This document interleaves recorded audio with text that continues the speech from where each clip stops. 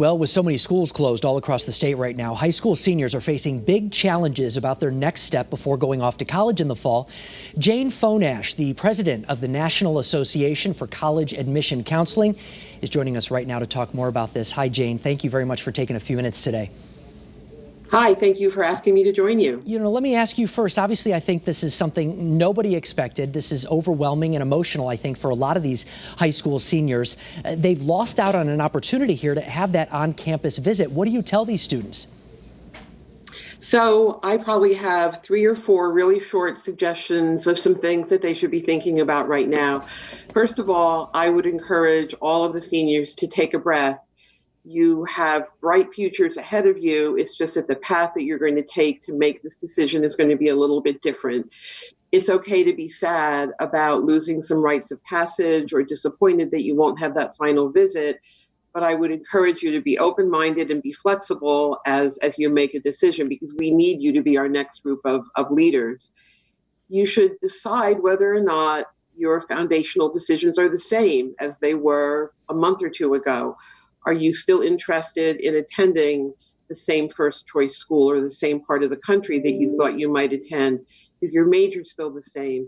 Is the cost of attendance still manageable for your family? And if not, what information do you need to make that decision? Might you want to consider attending a community college for your first or second year of study and then transferring? That may work for someone where you have a financial concern, or perhaps you would just like to be a little bit closer to home. And as you make that choice, you should think about the people you can consult. Many of these will be virtual consultations, but your counselor, your teachers who you have access to online, alumni in your community who may have attended a school that you're considering. Admissions offices are rolling out virtual tours and opportunities for virtual admitted student events that you can attend online.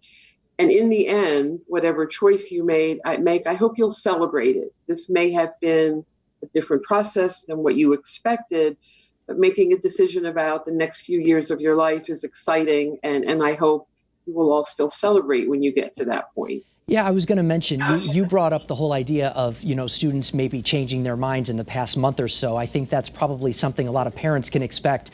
You initially wanted to go far away. Maybe you don't want to do that right now. Or maybe you thought you'd go to a really big school and you don't want to do that now either.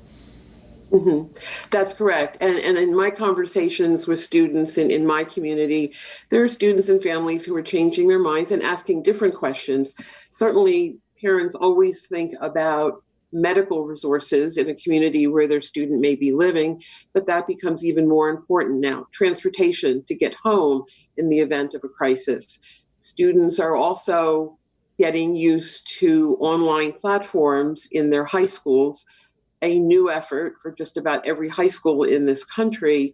And they may also be looking at some online learning next fall, depending on how COVID plays itself out over the next 3 to 6 months. We don't have those answers yet, but again, being flexible and open to using these new platforms and learning them will be an important piece for these students. Well, I think right now it's good to talk with your family and kind of make decisions together and just expect that, plans may change a little bit, but it'll all work out in the end. Jayne, thank you so much for joining us this afternoon. We appreciate it. Thank you for inviting me.